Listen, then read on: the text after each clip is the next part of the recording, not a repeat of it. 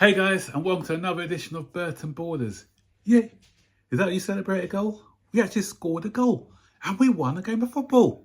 So, welcome to the match review of Chelsea 1, Leeds 0.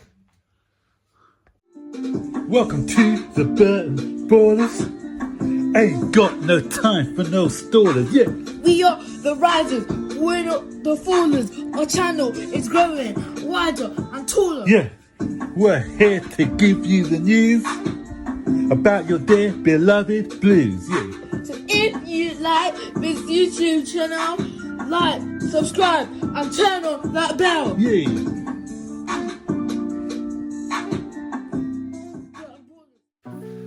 So finally, after 5 weeks, Chelsea have won a game of football. I finally know what it means like to win a game, actually to score a goal, because we haven't scored a goal in 398 minutes or something like that. So yeah, we were able to cheer a goal today. Yesterday, sorry. Yeah, congratulations Chelsea on the win. But although we've won, some fans are still not happy. I think a large amount of our fan base actually wanted us to lose. Not the match-going ones, I might add. A lot of the Twitter-based fans wanted us to lose, so that means that Graham Potter could get the sack. And that's a terrible way of looking at things. You know, okay, I know a lot of people are not happy with Graham Potter, but wanting us to lose or not happy about us winning, it's just, you know, how can you call yourself a real Chelsea fan if you're unhappy that we lost? And some people are still trying to find excuses in our victory. It's ridiculous. You know, I keep saying, guys, I'm not Potter in, I'm not Potter out.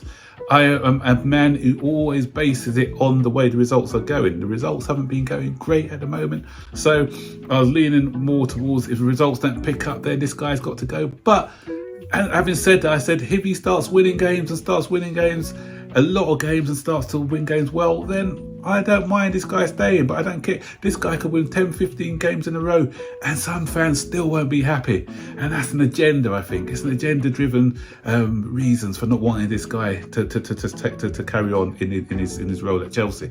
So, you know, you're only good enough if the results deem you to be good enough. At the moment, he's not good enough because the results state, you know, the results are the facts. Okay, I keep saying mitigating circumstances, but the results are saying at the moment he's not good enough. But that doesn't mean to say that he can't become, you know, he can't improve in the future and get better once he's got a fully fit squad. Because okay, some players have come back, but they're still not fully fit, as you saw with Reece James. Reece James didn't play on Saturday, so you know he's had to rejig the squad. So even players coming back are not at their full fitness, and there's a confidence issue in the side at the moment. So let me address these situations at the moment.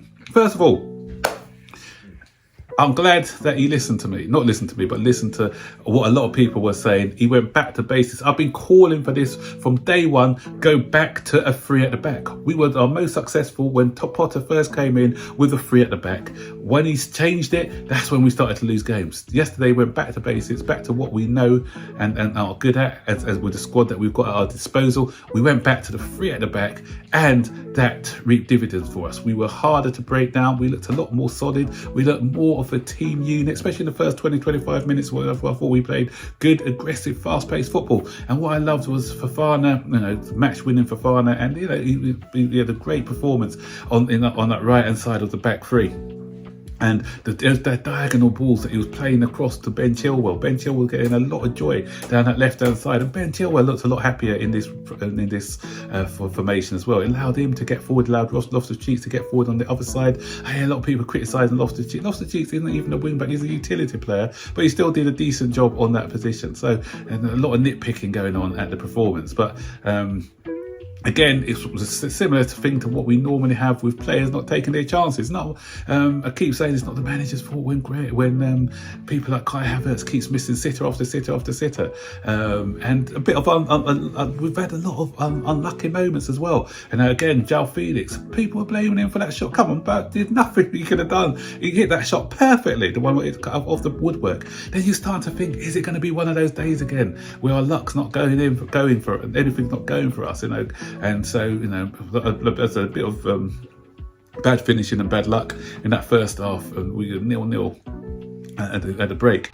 But then a great leaping header for the goal by Fofana. But, and then you had people moaning about Graham Potter for the substitutions he made, saying, oh, they're too negative, whatever. Come on, had he made some positive substitutions and we got beat, then do people that moaned, oh, what did he make those substitutions for? We were way too open. He shouldn't have made that. He should have been more conservative. But we were trying, and it's Leeds were there for the killing. Yeah, Leeds may have been there for the killing, guys. But what you got to understand is we are a side who are low on confidence. We've had the worst form. Our run of game, our bad run is worse than Leeds. Leeds have just come off the back of a win last week. We had a defeat. We haven't won it for a few weeks. So the guys are not going to be, even if they scored that goal early in the second half, it doesn't mean that they're still going to be a bit nervous. And we saw that Leeds were creating chances before those substitutions were made. There are 2 or 3 good chances and they were in the ascendancy. And that's why I think Potter made those changes to try and shore us up a bit by bringing on the likes of Zakaria and Gallagher, just to tighten things up a bit in the middle of the park. And Leeds' chances were at a premium. They didn't really create a lot of clear-cut chances.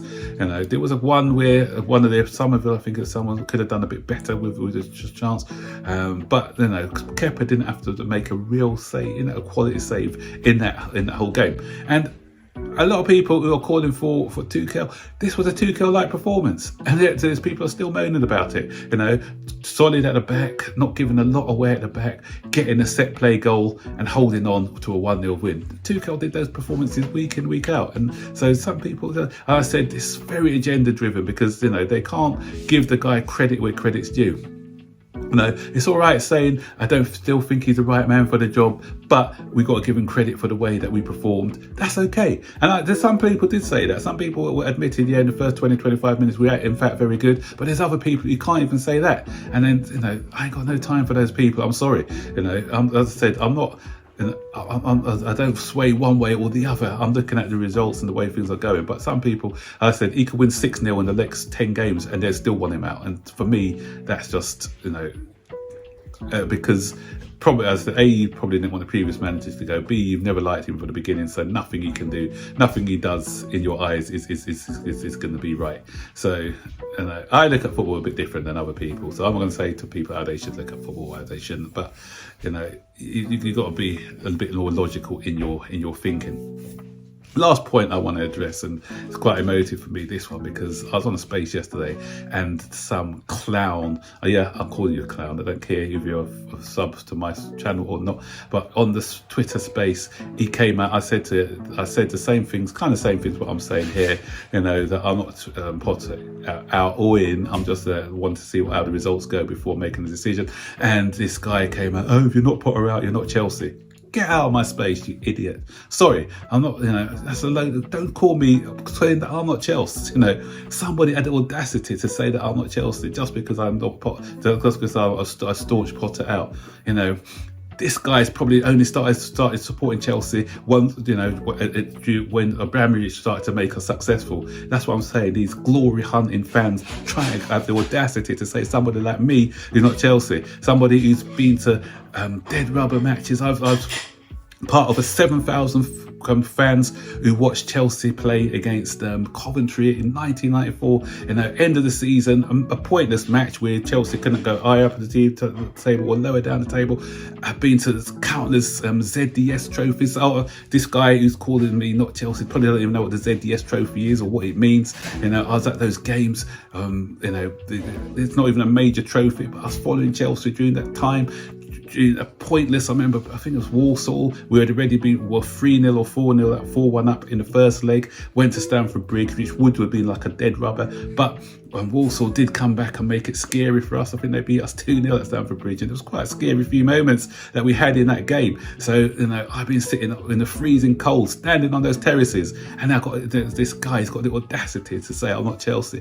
For some guys, I said, just Johnny come lately, used to start supporting Chelsea a few years ago. Get out of my space. space. And I'm sorry to get on my soapbox with that, but that really annoyed me yesterday, that comment. You know, a lot of fans are just so spoilt now, and they're just being fed success after success after success. And a true Chelsea fan would support them when they're going through a bad patch. You know, that's what a true Chelsea fan does. Even if results are not happening for us, we stick with our club because we stick with them through thick, through thin. If we win, we stick with them. If we lose, we stick with them. That's what a true Chelsea fan does. A true Chelsea fan doesn't start crying the moment that we hit a bump in the road. That's what a true Chelsea fan's for. So you need educating about what is a true Chelsea fan. About if you're not Potter out, you're not true Chelsea. No, not into that. Sorry, rant over, but this just annoyed me. I thought I needed to address that today. What are your thoughts about the match yesterday? You know, happy for the win, or you still critical about Potter? You know, as I said, he needs to carry it on from here. I'm not saying that we've turned the road. By no means. You know, we got to keep on the momentum. We got to have a few more wins if he's going to be secure in his job. You know, he needs to get a few more victories under his belt. But you know, it's a start. It's a start. We scored a goal. We won a game. So let's press on from there and see how things go. So as I said, don't forget to like, subscribe, turn on post notification. That'll be notified every time I make a new video. So take care, guys, and I'll see you in the next one. Bye bye.